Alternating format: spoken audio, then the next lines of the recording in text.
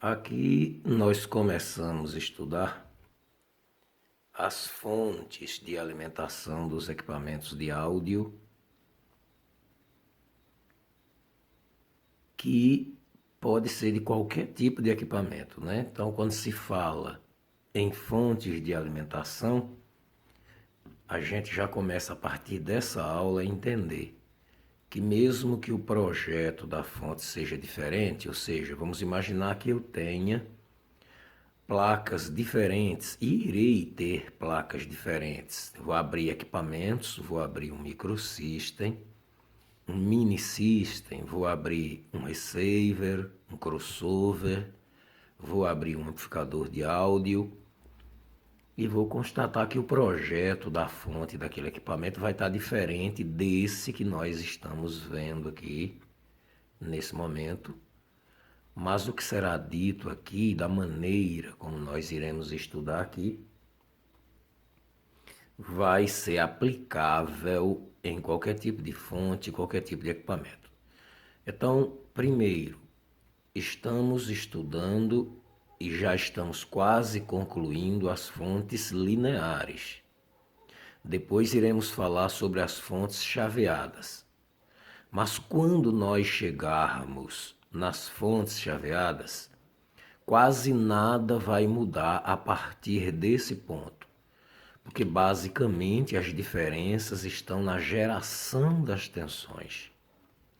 No caso da fonte linear, nós já estudamos até aqui o processo de geração, desde o transformador, as transformações, o primário, o secundário, as diversas tensões de secundário, mas lá na fonte chaveada nós também teremos esse princípio. A diferença está apenas no primário. Ou seja, no caso das fontes chaveadas, nós teremos oscilação por PWM e não oscilação por campo magnético de uma bobina para outra, como se dá aqui. No entanto, os transformadores que existem nas fontes chaveadas, que são chamados transformadores Schoppers, eles também terão primário e secundário. Também haverão as tensões de secundário e essas tensões também sofrerão o mesmo processo que nós iremos estudar a partir dessa aula. Então, resumindo, começamos aqui a entender as fontes de alimentação. Quando chegarmos em fonte chaveada, isso aqui se aplica igualmente, porque não estaremos falando da etapa de transformação até aqui, e sim da etapa de retificação, filtragem e estabilização dessas tensões que naturalmente irão servir às diversas etapas do equipamento.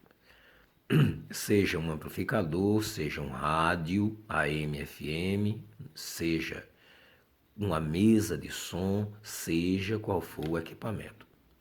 Mas antes que a gente comece agora a entender aqui, ou seja, as retificações, as filtragens, as estabilizações, a gente sabe que as tensões, primeira etapa é a transformação. E o que é a transformação? É fazer com que a tensão maior, que no nosso caso é 220 volts, seja transformada em diversos níveis de tensão para que a gente possa aplicar. 12 volts, 5 volts, 15 volts, 3,3 volts, isso é transformação. Também vai ter nas fontes chaveadas. Aqui nós estamos agora aprendendo como essas transformações serão retificadas pelas pontes de diodos, filtradas pelos diversos capacitores eletrolíticos e estabilizadas. Nesse exemplo aqui, nós temos aqui dois capacitores grandes, que significa que nós temos uma retificação e uma filtragem aqui, ó. Retificação pelos diodos, filtragem. Alguns desses capacitores menores aqui também são filtro.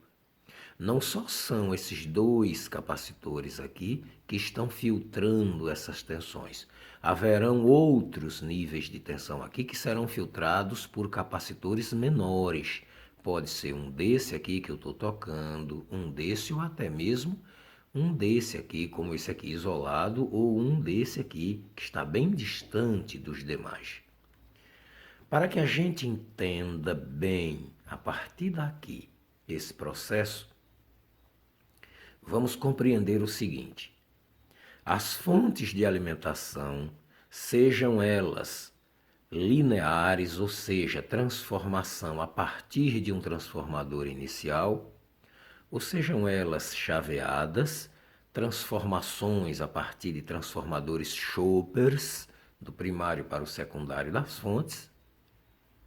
Essas fontes, elas possuem 3 níveis de funcionamento. Haverá uma tensão positiva, todo circuito tem que ter tensão positiva. Mas dependendo do projeto, pode haver uma tensão negativa e um terra. Então eu posso ter uma tensão positiva em relação a uma tensão negativa, posso ter uma tensão positiva em relação a um terra, a um center tape, e posso ter uma tensão negativa em relação a uma tensão positiva ou em relação a um terra. O que eu estou querendo dizer com isso é o seguinte: esse ponto aqui é um terra. Ele vai ser aterrado na placa. Mas pode ter tensões aqui em que o referencial é aqui, o terra. Sendo tensão positiva em relação ao terra ou tensão negativa em relação ao terra. E vai haver circuitos em que esse terra não participa. O terra não faz parte do circuito. Então você, a partir de agora, já começa a entender o seguinte: quando a gente for analisar circuitos de som, haverão situações em que o referencial será o terra. E haverão situações em que o terra não se aplica, ele não servirá como referência para que a gente possa, por ele, se basear se existe tensão em um determinado ponto. Vamos imaginar que eu precise procurar tensão em um determinado ponto dessa fonte. O que é que naturalmente eu faria? Eu pegaria o multímetro, colocaria na escala de tensão, no caso tensão contínua, se eu estiver procurando uma tensão contínua, e é o que eu estarei procurando dentro dos equipamentos, mas na hora de posicionar o multímetro para procurar a tensão, pode ser que no projeto a ponteira preta esteja aqui, seja aplicada nesse ponto onde está a caneta, e com a ponteira vermelha eu irei, por exemplo, em pontos como esses aqui que eu estou tocando com a caneta, ou em pontos como esses aqui dos conectores de saída. Isso aqui são tudo saídas para as diversas placas do circuito. E haverão situações em que essa referência não me serve. Eu terei que posicionar a ponteira preta do multímetro em uma tensão negativa para, com a ponteira vermelha, eu procurar a tensão positiva. Essas fontes, elas recebem nomes. A fonte de alimentação que eu uso, o terra, como referência, para, com a ponteira vermelha do multímetro, procurar aqui a tensão positiva em algum lugar, ela é chamada fonte simples. E a fonte de alimentação em que o terra não participa, em que eu terei que posicionar a ponteira preta do multímetro em uma tensão negativa, para depois, com a ponteira vermelha, pesquisar onde está a tensão positiva, é chamada fonte simétrica. Uma outra coisa que nós precisamos entender a partir de agora é que é o seguinte: quando eu for pesquisar no equipamento de som as tensões, se a fonte for linear simples e eu não souber localizar onde está o referencial terra, eu posso tomar como referencial a armadura negativa de um capacitor eletrolítico qualquer, de qualquer um desses capacitores. Logo, vamos imaginar que eu precise procurar uma tensão em um desses 3 pinos aqui, nesse conector que eu estou apontando com o bico da caneta. Eu pego o multímetro, coloco em escala de tensão contínua, dependendo do nível de tensão, coloco logo no valor mais alto, 200, por exemplo, porque a tensão pode ser maior que 20 volts. Utilizo a ponteira preta na armadura negativa do capacitor de qualquer um dos capacitores eletrolíticos e com a ponteira vermelha eu venho tocar nos pinos do conector, naquele ponto onde eu quero saber se tem tensão, para constatar se a tensão está chegando ali e se está no valor em que deve estar. Mas, se a fonte for simétrica, esse teste não funciona. Por que não funciona? Porque quando a fonte é simétrica, a armadura negativa do capacitor é positiva em relação à terra. Então, quando a gente está procurando uma tensão em um equipamento de áudio, seja de que natureza for, o melhor caminho é primeiro saber quais são as fontes de alimentação que existem naquele projeto, se são simples, se são simétricas, fontes lineares simples ou chaveadas simples, fontes lineares simétrica ou fontes chaveadas com retificação simétrica. Porque se tiver positivo e negativo, não dá para usar nem o referencial terra, com a ponteira preta do multímetro, nem a armadura negativa do capacitor como referência. É preciso eu procurar um ponto aonde eu tenha certeza na placa que ali existe uma tensão negativa. Então, sabendo dessa explicação, tomando conhecimento primeiro disso aqui que foi falado, vamos a outra etapa. Numa placa como essa aqui, pode existir 3, 4, 5 fontes de alimentação ou mais. Por exemplo, aqui eu tenho 4 diodos, mas isso não significa que eu tenha uma ponte retificadora com 4 diodos. Isso aqui pode ser que eu tenha 2 pontes retificadoras diferentes, uma com tensão positiva para cá e uma com tensão negativa também para cá, mas fazendo tensões diferentes e para funções diferentes dentro do circuito. A mesma coisa se dá aqui. Eu vou dobrar esse cabo para explicar esse outro lado. Eu tenho aqui mais 5 diodos aqui. 2, 2, 4 e um 5. Necessariamente não quer dizer que todos esses diodos, e não seria assim, fazem parte de uma mesma fonte. Naturalmente, se eu tivesse uma fonte simétrica aqui, eu teria 4 diodos, retificando essa tensão. Logo, o diodo que sobra aqui seria uma outra fonte. Mas pode ser que aqui nesse projeto eu tenha não apenas uma, mas 2 ou 3 fontes diferentes para situações diferentes. Agora, quando é que num circuito de som, seja de que natureza for, precisa de tensão e de um ponto de referência terra? Quando o equipamento de som estiver trabalhando, controlando motores, ligando motores de passo, acionando painéis, acendendo luzes, abrindo e fechando uma bandeja, por exemplo, de um DVD, executando operações dessa natureza, e quando o equipamento de som estiver alimentando os canais de potência, ou seja, os circuitos de pré-amplificação e os circuitos de potência dos transistores.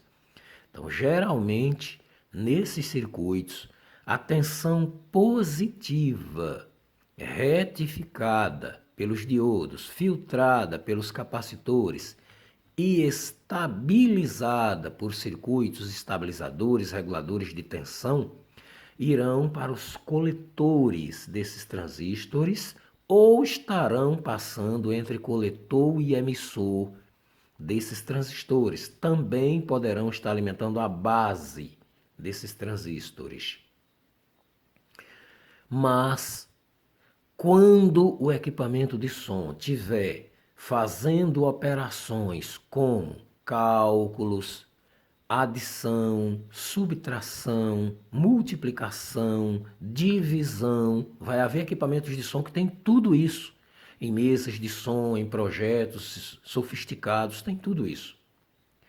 Quando o equipamento de som estiver amplificando sinais, seja de que natureza for, esse equipamento de som terá circuitos integrados. E esses circuitos integrados são chamados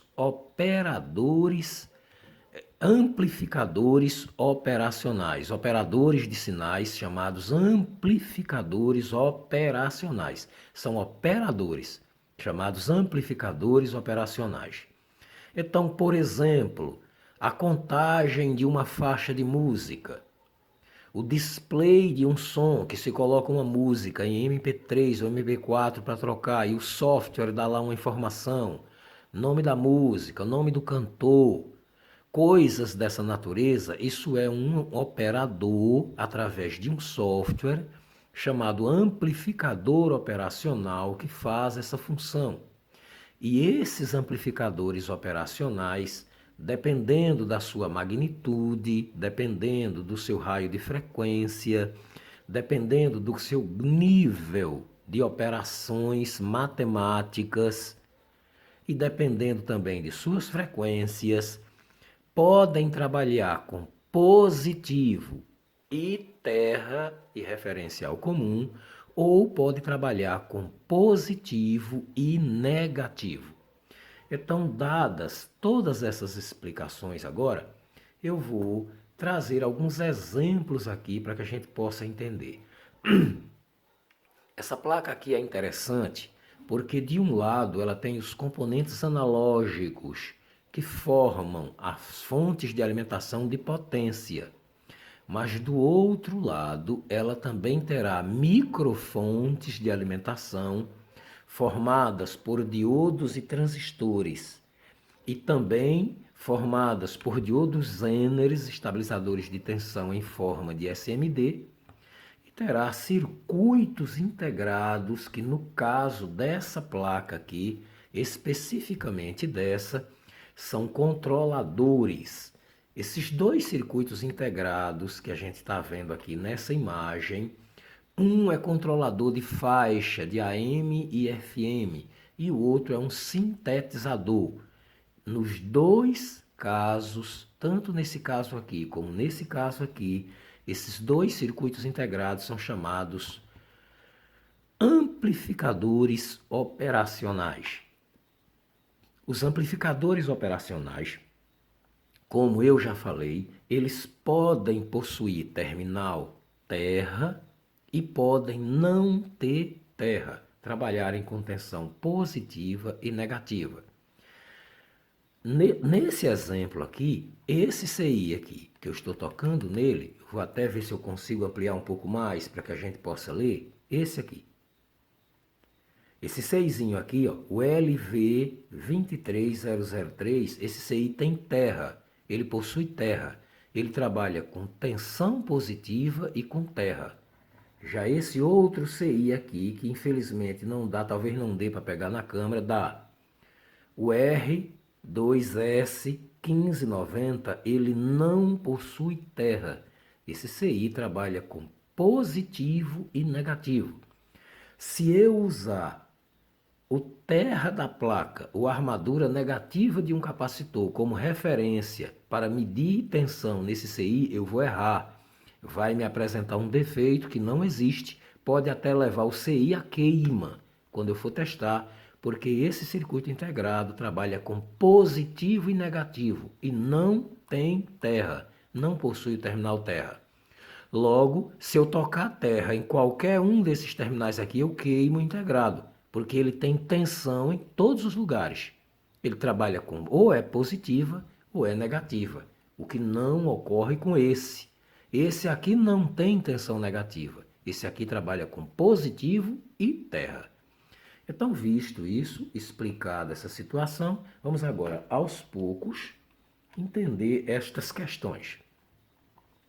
Eu tenho aqui um exemplo para que a gente possa começar a entender as fontes de alimentação. Eu vou puxar aqui um pouquinho e vou colocar esse exemplo aqui para que a gente possa entender isso aqui. É preciso, é fundamental que a gente entenda primeiro isso aqui, para poder entender as fontes de alimentação. Uma outra questão é o seguinte: a partir de agora, nós já estamos entrando dentro dos equipamentos.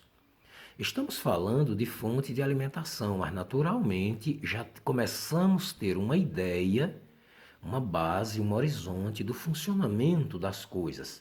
A partir dessa aula, já é possível entender algumas coisas dos equipamentos de som, de mesa de som, de amplificadores, de receivers, de crossovers e assim por diante. Então vamos lá. Os amplificadores operacionais e as tensões nos equipamentos de som. Ora, os amplificadores operacionais, eu não estou falando de um amplificador de som, eu estou falando dos circuitos integrados, que podem ter 8 terminais, 16 terminais, 32 terminais, 48 terminais, vai depender do integrado. A menor quantidade de pinos que um operador, que um CI amplificador operacional, um operador de sinais pode ter é 8 pinos. A menor quantidade de pinos possíveis. No entanto, nem todos funcionam. Então vamos lá. Vamos ler aqui.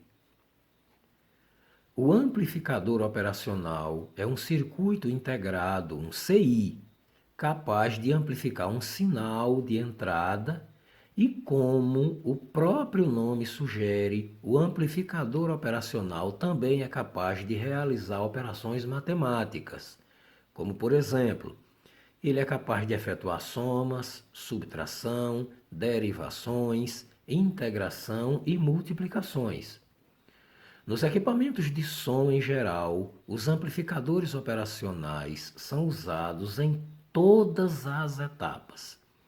Ora, isso quer dizer que um amplificador operacional ele pode ser encontrado na etapa de AM, na etapa de FM, na etapa de sintetização, na etapa de amplificação, no comando eletrônico, nos painéis, em todos os pontos. É possível utilizar um amplificador operacional para fazer inúmeras funções nos equipamentos de som. Nas mesas de som, eles são usados em larga escala.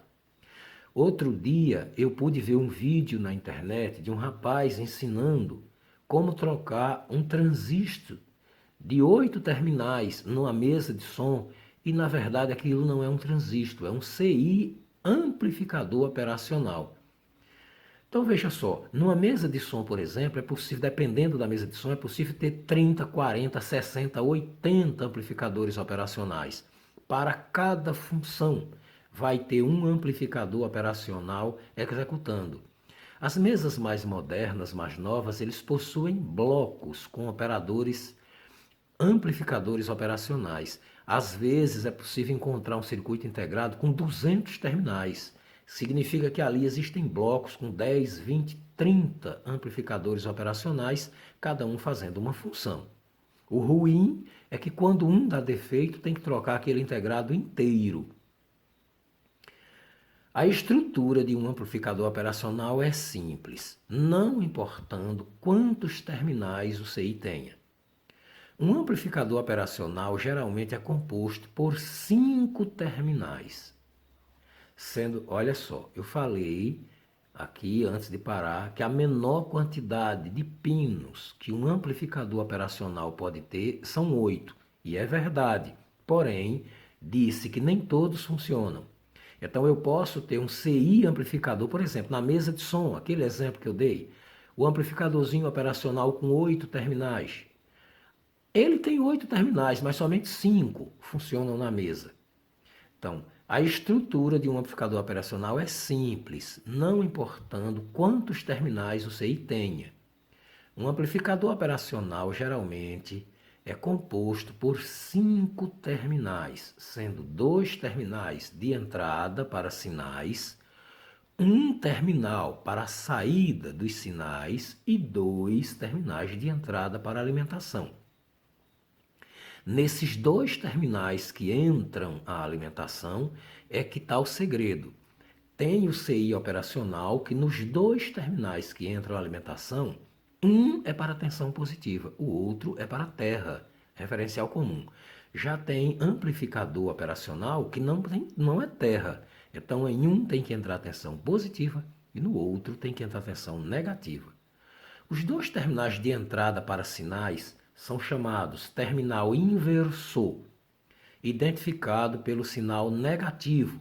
Por quê? Porque vai trabalhar justamente com a tensão negativa. E o terminal não inversor, identificado por um sinal positivo. Ou seja, a gente vai estudar mais adiante as etapas de pré-amplificação. Nas etapas de pré-amplificação, os circuitos são alimentados com fontes em que as tensões são positivo e terra. Nessa hora, são aplicadas tensão na base e nos coletores dos transistores e sinais aplicados junto com a tensão da base. Nesse momento, a tensão é invertida, o sinal é invertido de fase entre base e coletor, amplificado. É a mesma coisa que faz o CI amplificador operacional, só que com uma diferença. No CI amplificador operacional, essa amplificação é feita justamente ao contrário, pelo sinal negativo.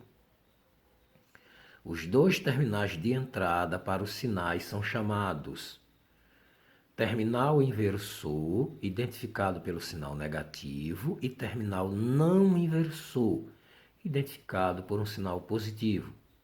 E um terminal de saída, porque se entram 2 sinais, positivo e negativo, tem que ter uma saída. Além de outros 2 terminais para alimentação positiva, ou seja, mais voltagem e corrente contínua, e o outro é a alimentação negativa, menos voltagem e corrente contínua. Lembrando mais uma vez que terão amplificadores operacionais que não trabalham com o menos, e sim com o comum. Tem que ter sempre esse cuidado quando se for trabalhar com som. Como podemos ver nas imagens abaixo. Então eu coloquei aqui 2 exemplos para que a gente possa ver.